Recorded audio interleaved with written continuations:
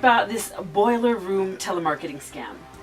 Well, we found out during a raid with police that boiler rooms in Toronto were flourishing.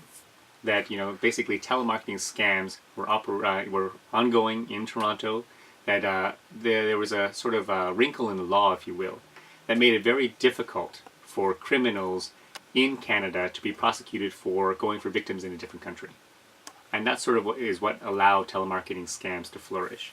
So during one raid, we discovered this with police, and our question was, how many more telemarketing scams are there out there? What kind of telemarketing scams? They call people, it's a cold call, and they're like, Correct. invest here, blah, blah, blah? In this case, the one we ended up targeting was a boiler room that was going after senior citizens in the UK, and the whole line was, hey, we've got this great travel destination, a timeshare, and if you give us your MasterCard and Visa numbers, we will give you this timeshare for a great price. And you can imagine, these senior citizens have retired for the most part, and they're looking for a place to relax, some wonderful tropical place, maybe even in Malaysia, and they want to do it on the cheap because perhaps their budgets are tight.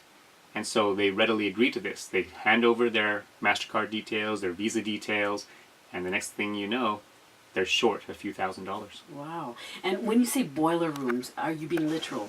Are Yes. you in the basement of Oh, okay, buildings and not stuff? those kind of boiler rooms, but it's colloquial. Like basically, the boiler room is it's a heated place basically because they're heating up the scam. Ah. So these are almost like call centers. All right. Well, thanks for And- clearing that up.